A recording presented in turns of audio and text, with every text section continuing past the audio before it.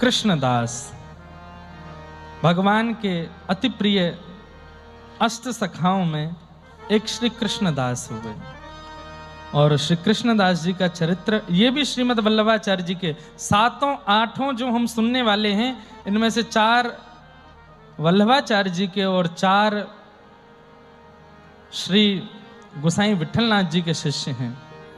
इन सबके सुंदर चरित्र को हम लोग सुनने के लिए बैठे हैं। कल जिनका चरित्र हमने सुना था श्री सूरदास जी, ये उन्हीं के गुरु भाई हैं। श्रीमद् वल्लभाचार्य जी के दूसरे शिष्य हैं श्री कृष्णदास अधिकारी, इनका नाम था। इनके कई प्रसिद्ध पद हैं जो बहुत लोग गाते हैं। एक पद तो ब्रज में रतन राधिका गोरी, हरलीनी वृषभानु भवंते नंद सुवन की चोरी। ब्रज में रतन राधिका गोरी, कुंज निकुंजन विहरत दो, और यमुना जल खोरी। ब्रज में रतन राधिका गोरी, कृष्णदास प्रभु गिरधर नागर। कृष्णदास प्रभु गिरधर नागर, नागर नवल किशोरी। ब्रज में रतन राधिका गोरी।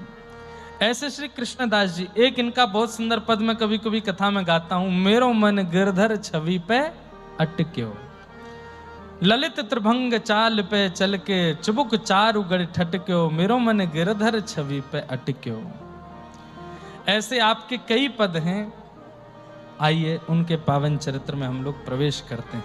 बोलो भक्तवत्सल भगवान की। सो कृष्णदास जी का जो चरित्र है वो ऐसा है कि आपका जन्म महाराष्ट्र गुजरात की भूमि पर हुआ।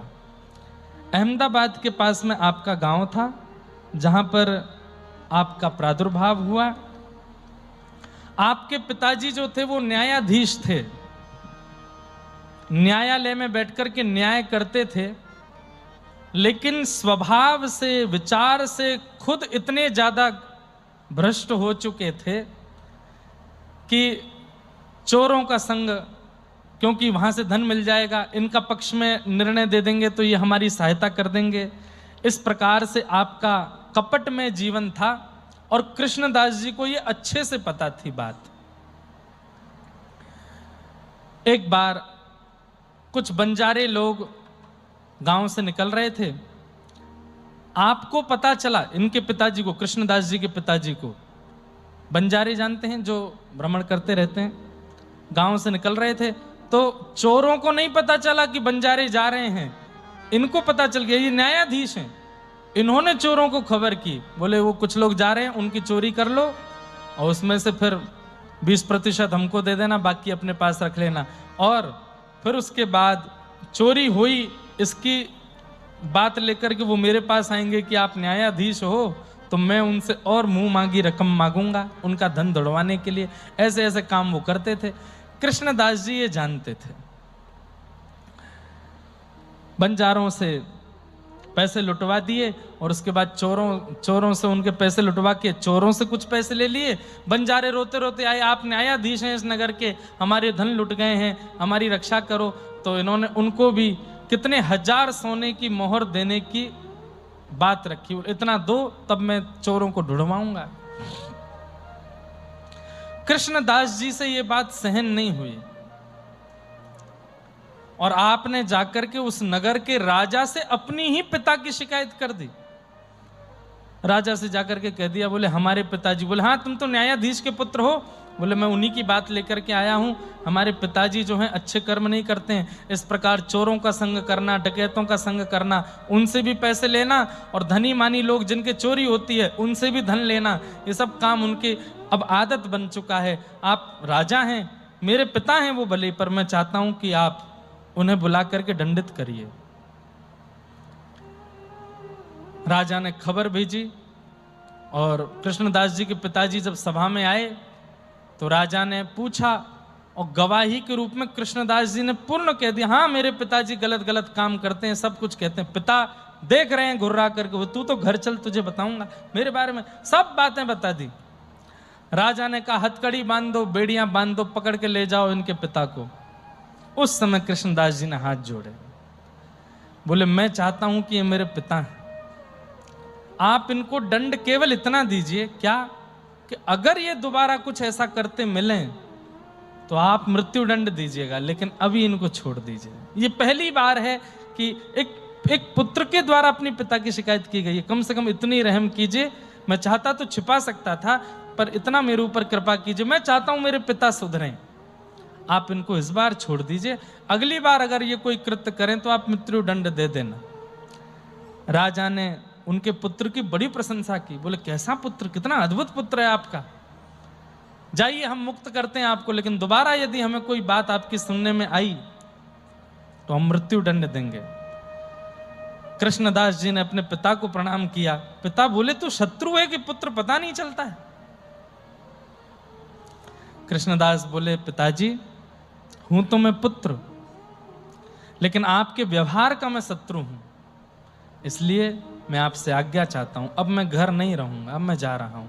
अब आप आगे का जीवन अपने आप देखिएगा, चाहे जो करिए, बस मैंने राजा के सामने आपको सुधरवाने का एक नियम, क्योंकि मैं जाने की सोच रहा था, पर मैं सोच रहा था ऐसा करके कुछ जाऊं कि आप सुधर जाओ। अब आप सुधर जाओ तो अच्छा है। और कृष्णदास जी उसी समय घर छोड़ करके निकल पड़े। कहां गए? तीर्थ यात्रा पर चले गए। तीर्थ यात्रा करते करते जैसे ही आप वृंदावन पहुंचे, वृंदावन में जैसे ही मथुरा पहुंचे, तभी वहां पर जय जयकार चल रही थी श्रीमन वल्लभाचार्य महाप्रभु के। आपने उनके बारे में जैसे ही सुना, मन में इच्छा हुई दर्शन करूं, और जाके जैसे ही दर्शन किया तो सूरदास जी की प्रसिद्ध कथा पता चली कि बिना नेत्र के सूरदास इनके कृपा पात्र होते ही देखने लगे, मतलब उनको भगवत लीलाओं का अनुभव होने लगा, आदि आदि सब बात। तो कृष्णदास जी के मन में आया कि मुझे भी ब्रह्म संबंध करना है, आप कृपा करके मुझ पर भी कृपा करें और कृपा करके मुझे भी दीक्षा दें। श्रीमन वल्लभाचार्य महाप्रभु ने उनको दीक्षा दी, और दीक्षा देकर के कृष्णदास जी को गोवर्धन लेकर के गए, और गोवर्धन ले जाकर के श्रीनाथ जी का प्रथम दर्शन उनको कराया। दर्शन करते ही आहा, कृष्णदास जी तो आनंदित हो गए। ऐसी सुंदर छवि देख करके कृष्णदास जी का मन रूपी मयूर नृत्य करने लगा, आनंदित हो गए। बलिहार बलिहार जाने लगे श्रीनाथ जी के मुखमंडल पर। और तब श्रीनाथ जी को देख करके आपने एक सुंदर पद की रचना करके गाया, ठाकुर जी के सन्मुख गाया।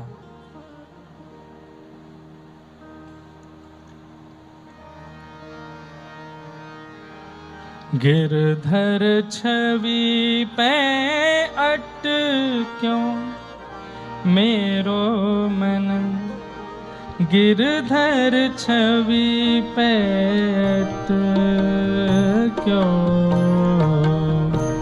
गिरधर छवि। सब लोग गाइए।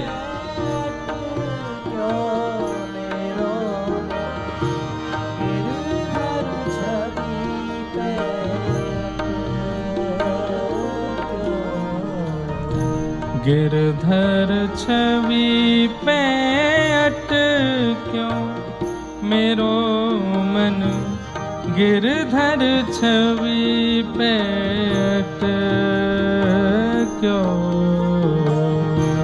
गिरधर छवि पे अटक्यों मेरो, गिरधर छवि पे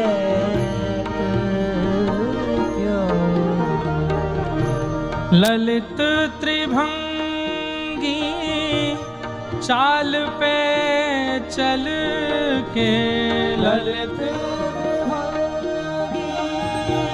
चाल पे चल के, ललित त्रिभंगी चाल पे चल के, ललित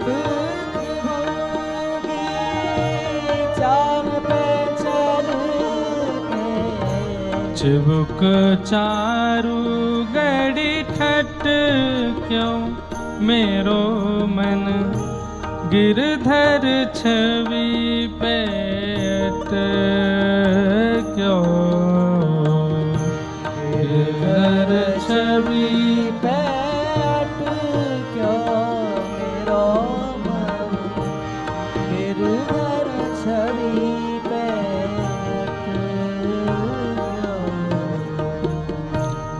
सजल श्याम घन वरण लीन है, सजल श्याम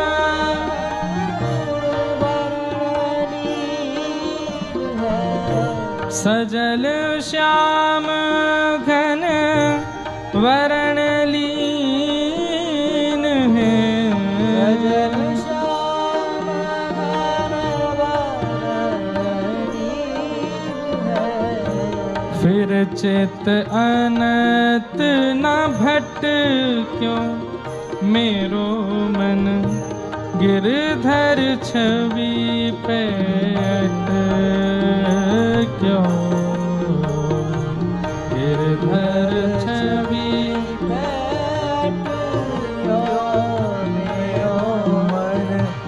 गिरधर छवि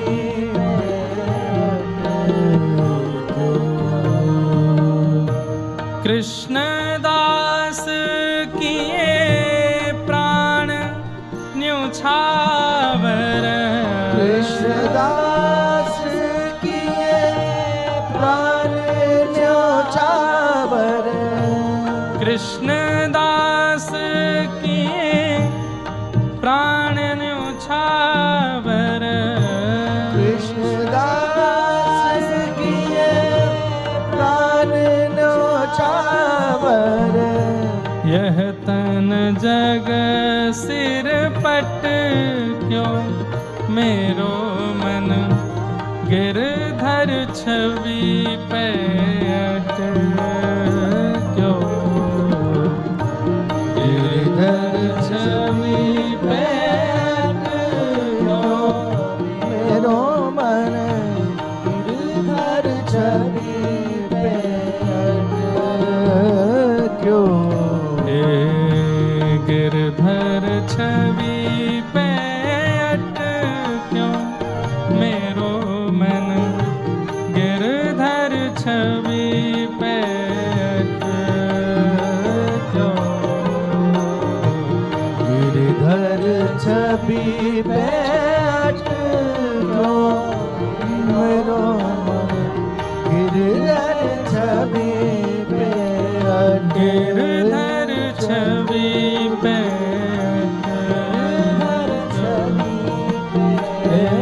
गिरधर छवि पे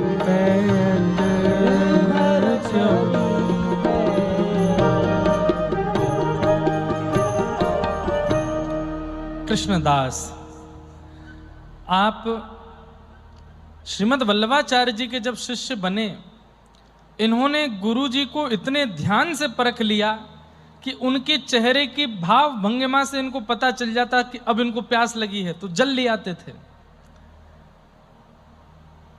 3 प्रकार के शिष्य होते हैं, सारे शिष्यगण ध्यान से सुने, चाहे वो दत्त धाम के हों, चाहे वो रामानुज दास या दासी हों। उत्तम, मध्यम और साधारण। उत्तम शिष्य कौन? बोले वैसे तो संतान के लिए श्लोक कहा गया, पर संतान और शिष्य एक समान है। गुरु और शिष्य का संबंध क्या है? गुरु आपके पिता हैं, और मराठी में बोल दूं, महाराष्ट्र की भाव में बोल दूं तो गुरु आपकी माऊली है, मैया है, गुरु आपकी माँ है। सहजोबाई का वो पद मुझे याद आता है जो वो अपने गुरु के लिए गाती हैं।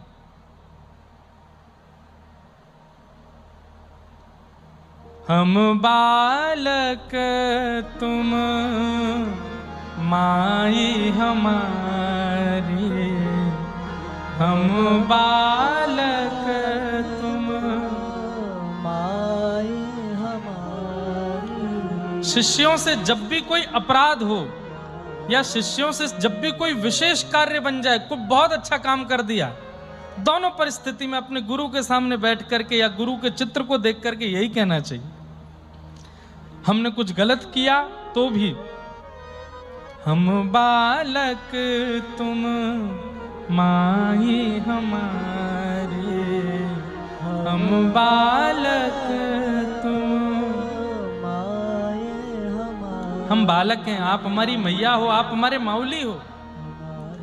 और अगर कुछ बहुत बड़ा काम कर दिया, वाहवाही हो रही है सब जगह, तो भी अपने गुरु से यही कहो, हम बालक तुम माई हमारी। सब सिखाया तो आपने। सब विधि माही करो रखवारी, सब विधि माही करो सब विधि माही करो रखवारी, सब विधि करो रखवारी। हम बालक तुम माई हमारी, हम बालक तुम। इतना प्रेम और इतने तत्पर हो गए अपने गुरु के लिए कि वल्लभाचार्य महाप्रभु कहां देख रहे हैं और कब किसको देख करके क्या कहने वाले हैं, ये कृष्णदास जी को पता होता था। महाप्रभु वल्लभाचार्य जी बैठ के प्रवचन कर रहे हैं और महाप्रभु जी के उठने की इच्छा हो गई कि अब उठना चाहिए। उससे पहले कृष्णदास जी उठ के बाहर व्यवस्था कर लेते थे, महाप्रभु जी आने वाले हैं। उत्तम शिष्य कौन? उत्तम चिंतितः कुर्यात्, जो अपने गुरु या अपने माता पिता के चेहरे को पढ़ना सीख जाए, वो उत्तम बालक है, वो उत्तम शिष्य है जो अपने गुरु के चेहरे को पढ़ लेता हो। प्रोतत्कारी तु मध्यमः, और मध्यम कौन है? जिसको आज्ञा देनी पड़ती हो वो मध्यम है। और अधम कौन है? बोलते रहो गुरुजी, हमारे ऊपर कोई फर्क नहीं पड़ता, हम तो जैसे हैं वैसे ही रहेंगे, आप चाहे कितनी भी आज्ञा करते रहो, मौन रहो मौन रहो मौन, हम तो बोलेंगे। हमसे नहीं हुआ जाता मौन, हमसे नहीं किया जाता अनुष्ठान, हमसे नहीं हो रहे हैं जब। यहाँ की परिस्थिति में ऐसा ही है। गुरु कह रहे हैं कि भाई सूर्य उदय से पहले स्नान कर लो गोदावरी जी में जाके। उसका मतलब आपके देह के लिए नहीं कहा जा रहा है कि भाई जाड़ा लग रहा है, सर्दी लग रही है, गुरु जी ने भी क्या नियम बता दिया, अरे धूप निकले तब नहाए, ऐसा तो नियम हो नहीं।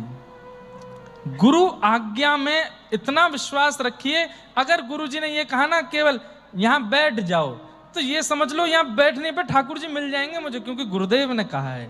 इतना विश्वास गुरु आज्ञा पर होना चाहिए, तब वह आज्ञा फल देती है। नहीं तो करते रहो पालन, कोई फल नहीं मिलेगा, कुछ नहीं। गुरुदेव ने कहते लेट जाओ, लेटने को कहा है तो अब चाहे ब्रह्मा आ जाए मैं उठूंगा नहीं। आज्ञा पर दृढ़ हो जाए अगर शिष्य, तो गुरु आज्ञा, कोई मंत्र की आवश्यकता नहीं, कोई विधि की आवश्यकता नहीं, कोई विधान की आवश्यकता नहीं, गुरु आज्ञा इतनी सामर्थ्य दे देगा कि भगवत दर्शन हो जाए। श्रीमद् वल्लभाचार्य भगवान कृष्णदास जी के इस भाव से बड़े प्रसन्न हो गए और उन्होंने श्रीनाथ जी की सेवा में उनको अधिकारी नियुक्त कर दिया, मंदिर के अधिकारी बना दिया। आज भी श्रीनाथ जी में, नाथद द्वार में जो अधिकारी जी हैं, वहां पर कोई भी काम होता है तो आज भी जो मोहर लगती है वो 250-300 साल पुरानी कृष्णदास जी की ही मोहर लगती है, कृष्णदास अधिकारी की आज्ञा से। ऐसे अधिकारी बने श्रीनाथ जी के। महाराज जी इनकी दृष्टि ऐसी थी कि ये कुछ भी देखते थे, चाहे जो दिख जाए, मानव दिख जाए, जीव दिख जाए, जंतु दिख जाए, वस्तु दिख जाए, व्यंजन दिख जाए, ये उस वस्तु को देख करके सोचते थे ये मेरे लाल जी पे कितनी बढ़िया जचेगी। चाहे कैसी भी स्थिति देखते थे, सबको ठाकुर जी से। एक बार आप दिल्ली गए थे, अकबर के पास किसी काम से, अधिकारी थे, सारी व्यवस्थाएं इनकी हाथ में रहती थी, तो अकबर से मिलने के लिए जा रहे थे तो कहीं ढकेल पर जलेबी बन रही थी। अब सामान्य व्यक्ति का क्या होगा, जलेबी देख के उसके मुंह में पानी आएगा कि मुझे खाने को मिल जाए, पर इनके मन में क्या होता था, जलेबी देख करके मन में सोचते मेरे ठाकुर जी को जलेबी का भोग लग जाता कितना सुख मिलता, आज लाला बड़ो प्रसन्न है जातो, आज मेरो श्रीनाथ कितना खुश है जातो अगर बाकू जलेबी को भोग लग जातो। तो ढकेल पे खड़े खड़े देख रहे हैं। अब मन ललचा रहा है कृष्णदास जी का, पर गोवर्धन में लार टपक रही है ठाकुर जी के।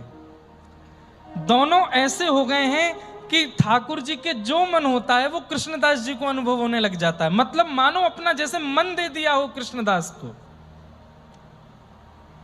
ऐसा होता है। और हम कोई मुंह के सामने बोलने वाली बात नहीं कर रहे।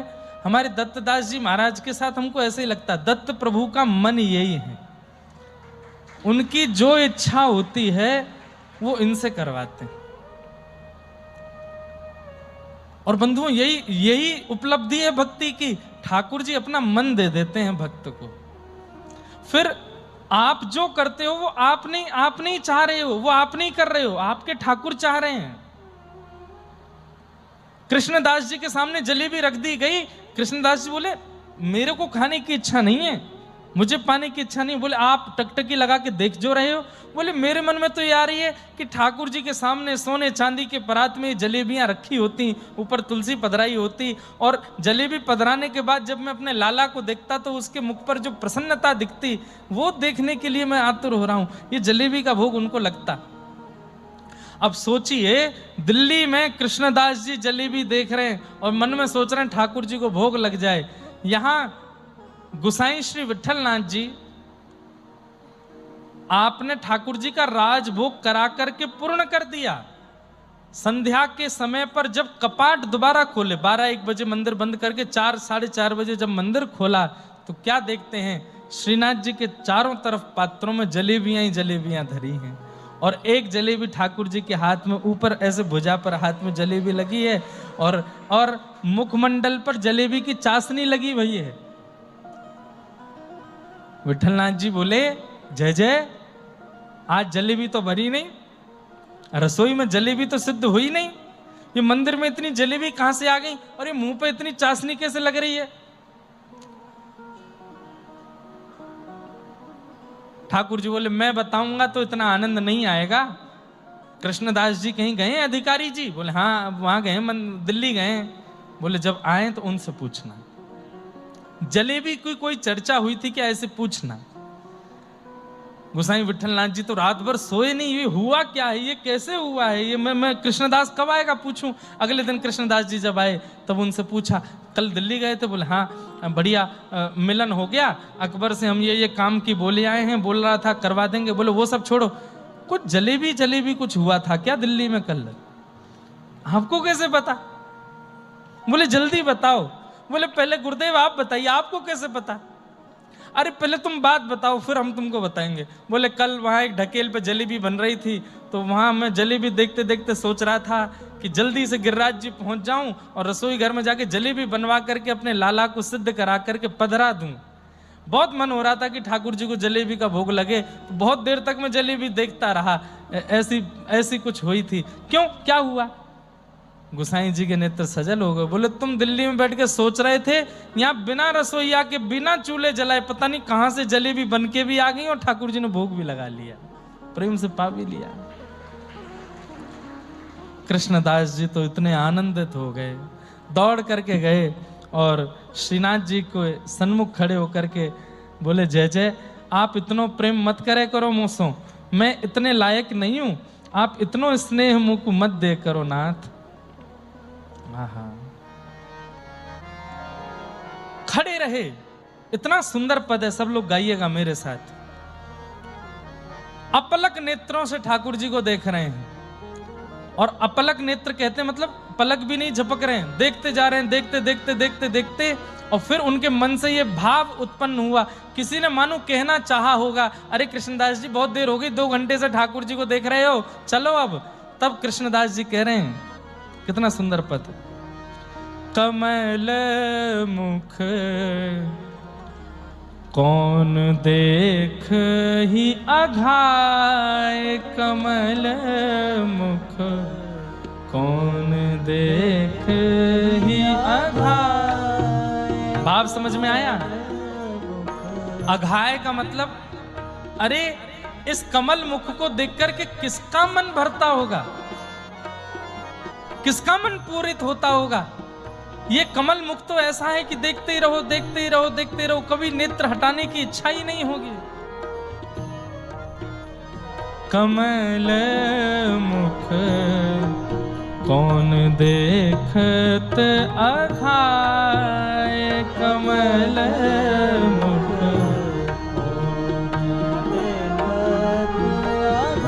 सुनरी सखी लोचन अली मेरे, सुनरी सखी लोचन मेरे,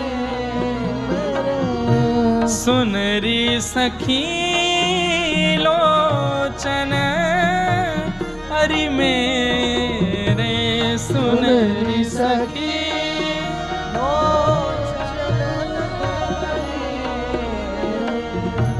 मुदित रहे उलझाए, हाँ मुदित रहे उलझाए। कैसे अर्थ समझोगे इसका? जैसे कई बार 2-3 मालाएं एक साथ धर दी जाएं और ऐसे 2-4 बार घुमा दी जाएं तो अंदर ही अंदर उनके धागे इतने आपस में लड़ जाते हैं, खूब देर तक सुलझाते रहो तो भी सुलझने में नहीं आते हैं, खूब देर लग जाती है। कभी माला इधर से करो, इधर से करो, इधर से करो, वो ऐसी उलझ जाती है, सुलझ नहीं पाती। कृष्णदास जी कह रहे हैं मैं तो चाहता हूं कि मैं बाहर जाऊं, पर इनको देखते ही मेरे नेत्र इनमें ऐसे उलझ जाते हैं कि मैं उसको सुलझाने में ही रह जाता हूं। कैसे? बोले पहले नेत्रों में उलझते हैं, फिर उसके बाद नासिका में उलझ जाते हैं, ओष्ठ पर उलझ जाते हैं, थोड़ी पर उलझ जाते हैं, और जब तक मैं चरणों तक पहुंचता हूं इतना उलझ चुका होता हूं, फिर सुलझाने में मुझे दोबारा दर्शन करना होता है। चरणों का, घुटने का, उदर का, ग्रीवा का, थोड़ी का, होठ का, नाक का, आंख, जब तक आंख आती है तब तक तो रात हो जाती है। मैं इतना उलझ जाता हूं इनके दर्शन में, मैं क्या करूं? सुनरी सखी लोचन अली मेरे, सुनरी सखी लोचन मेरे, मुदित रहे उलझाए, हाँ मुदित रहे उलझाए। कमल मुख कौन देख ही अघाए, कमल मुख कौन देख ही अघाए, हे कमल मुख कौन देख ही अघाए, कमल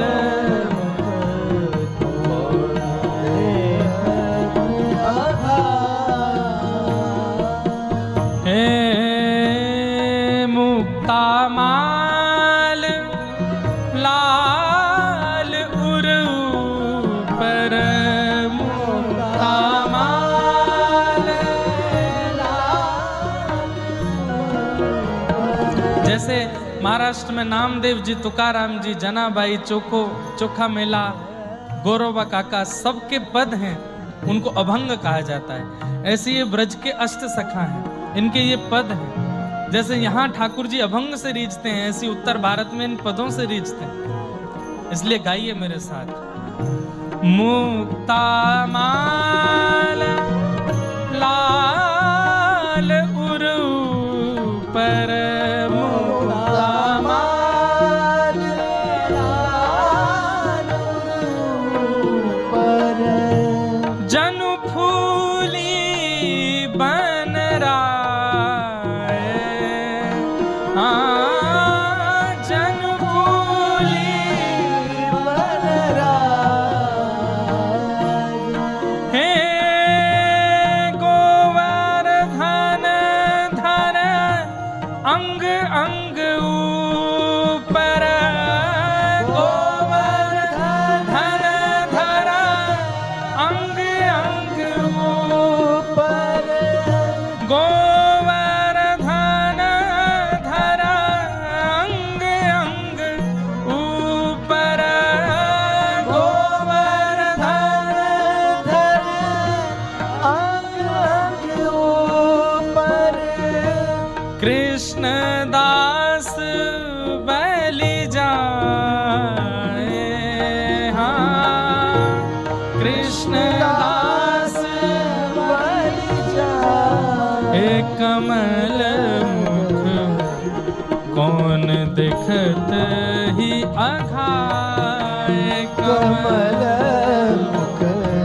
कौन दिखत ही आघाय कमल मुख कौन दिखत ही अघाय कमल मुख देखते कौन हे गोवर्धन धर अंग अंग ऊपर गोवर्धन धर अंग अंग ऊपर हे गोवर्धन धर अंग अंग ऊपर गोवर्धन धर अंग अंग ऊपर कृष्ण दास बलि जाए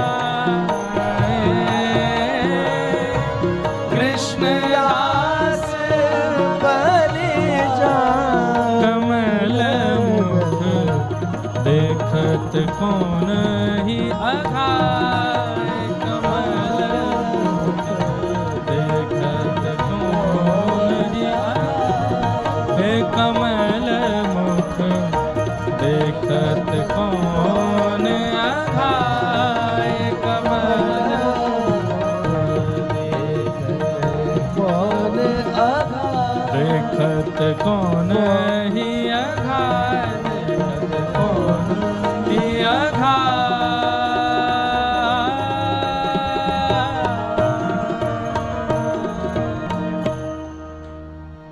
गोवर्धन धर अंग अंग ऊपर कृष्ण दास बलि जाए कमल मुख देखत कौन अघाय कमल मुख देखत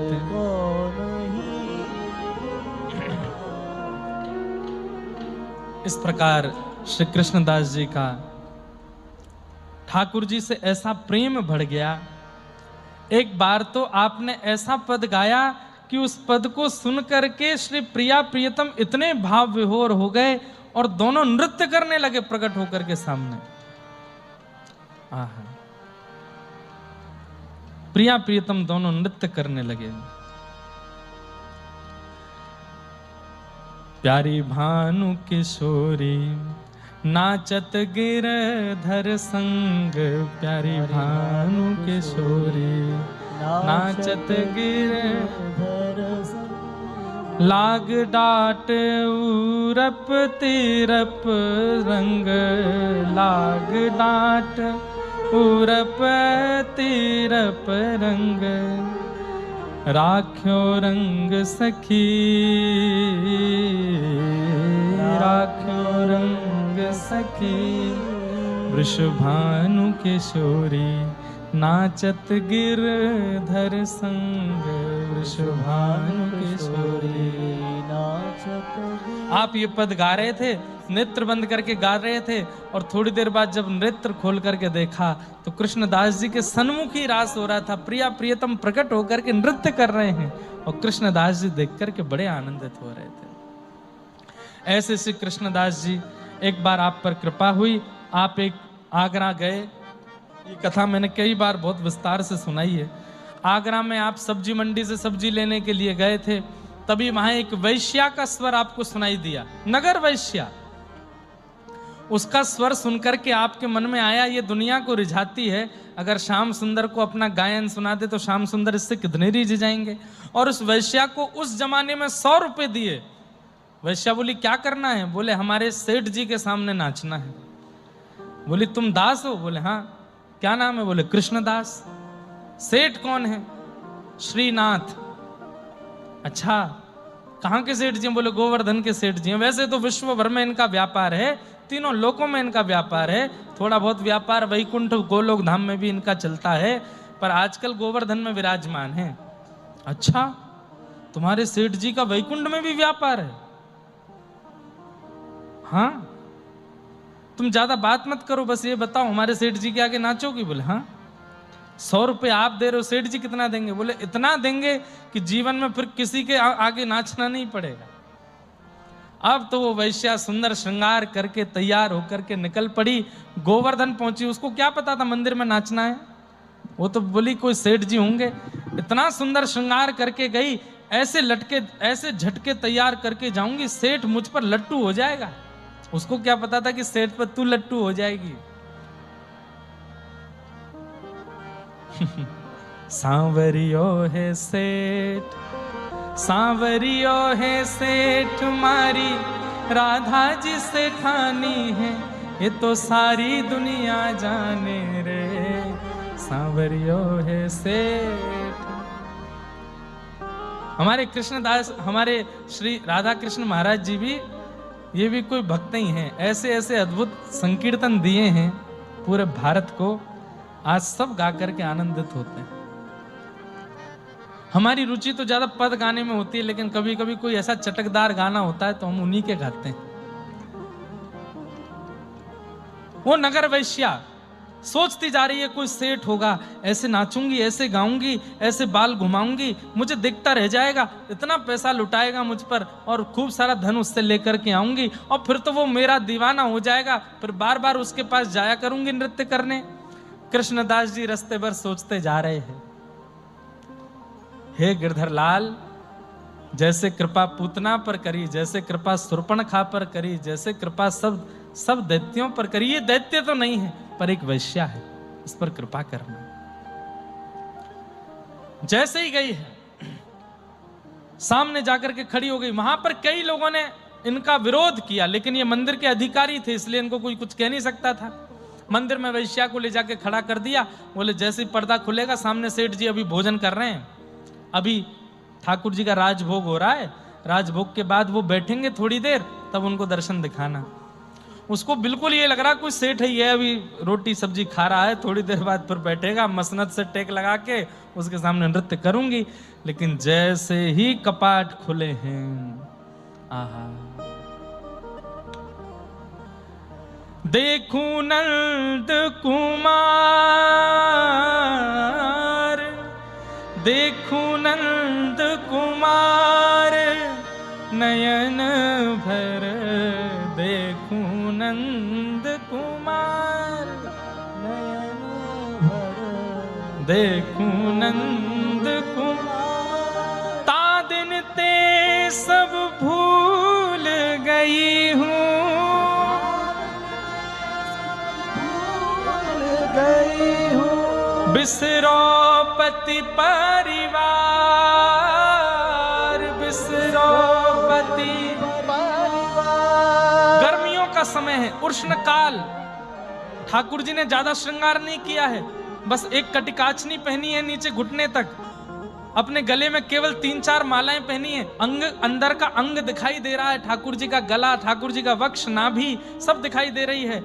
मंद मंद मुस्का रहे हैं, नीची नजर करके श्रीनाथ जी खड़े हैं सामने, सुंदर पाग है, सिरपेच धारण किया है। आहा, कपाट खुलते ही भीतर से सुंदर खसकी मोगरे की सुगंधी आ रही है, पूरा वातावरण आनंदित हो गया। और वो वैश्या जो चिंतन करके आई थी, कोई सेठ होगा, कोई साहूकार होगा, धन लुटाने वाला होगा, मोटा पेट वाला होगा, लेकिन जैसे ही कपाट खुला देखती रह गई। और उसके मन में क्या चलने लगा, अरे अभागा, तूने कभी जीवन में सोचा था, अरे तूने सदा ये सोचा होगा तेरा नृत्य कोई व्यसनी देखेगा, तेरा नृत्य कोई धनी मानी देखेगा, लेकिन तूने कभी सोचा था कि तू इतनी पवित्र भी हो सकती है कि तेरा नृत्य साक्षात जगदीश देखेगा। ये सामने परमात्मा खड़े हैं। कृष्णदास जी को ढूंढने लगी, दूर एक खंबे से टेक लगाए कृष्णदास खड़े थे, दूर से प्रणाम करने लगी, मैं इस लायक नहीं, मैं इस योग्य नहीं, आप कहां ले आए मुझे?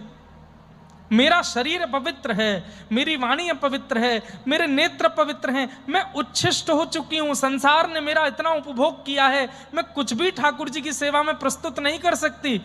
ठाकुर जी को तो अमनिया प्रिय है ना, मेरे पास तो कुछ भी अमनिया नहीं है। मेरी वाणी भी, बंधुओं ध्यान से सुनिएगा, ठाकुर जी को अमनिया प्रिय है। अमनिया मतलब जिस पर किसी और का मन ना गया हो कभी, वो ठाकुर जी को प्रिय लगता है। इसलिए हमारे यहाँ कई पद्धतियों में भोग भी मुंह पर पट्टी बांध के बनाया जाता ठाकुर जी के लिए। क्यों? प्रसाद सिद्ध करते समय कहीं सुगंधी आ गई और बनाने वाले के मन में आया कि बड़ा बढ़िया बना होगा, उसको भी ठाकुर जी नहीं पाते, किसी और का मन ना आ जाए। और वो वैश्या बोली, मुझ पर तो कितनों का मन आ चुका है, मैं क्या सेवा में प्रस्तुत करूं? नृत्य मेरा झूठा, गायन मेरा झूठा, शरीर मेरा झूठा। कृष्णदास जी बोले, शरीर झूठा होगा, गायन झूठा होगा, नृत्य झूठा होगा, पर ये सब तो उनको चाहिए भी नहीं ना। तेरे भीतर जो भाव उनके प्रति हैं वो तो झूठे नहीं होंगे, और तेरी आत्मा झूठी नहीं है, आत्मा कभी झूठी नहीं होती। कृष्णदास किए प्राण न्योछावर, अगर हो सके तन छोड़ दे यहीं पर, प्राणों से उनको स्वीकार कर ले। यह तन जग सिर पट क्यों, और नाचने लगी वो वैश्या। नृत्य करते करते करते करते करते करते एक वेग से घूमने लगी ठाकुर जी के आगे, और घूमते घूमते घूमते अंत में रुकी है। ठाकुर जी को सामने देखा, गिरधर लाल सामने खड़े हैं, और देखते ही दहली पर जाकर के सिर रखा और फिर नहीं उठी, वहीं प्राण छोड़ दिए, और मानो उसके दिव्य आत्मा ने मंदिर में प्रवेश करके श्री ठाकुर जी का आलिंगन कर लिया। ठाकुर जी ने उसको स्वीकार कर लिया। एक वैश्या, जन्म जन्मों की पापी, उसके ऐसे पाप कि बड़े बड़े पुरुषारणों से भी वो मुक्त होने वाली नहीं थी, बड़े बड़े अनुष्ठानों से भी वो शुद्ध होने वाली नहीं थी। उसको कृष्णदास जी ने उसी की क्रिया से, नृत्य और गायन से पवित्र करके ठाकुर जी की सेवा में लगा दिया। ऐसे कृष्णदास जी का चरित्र हम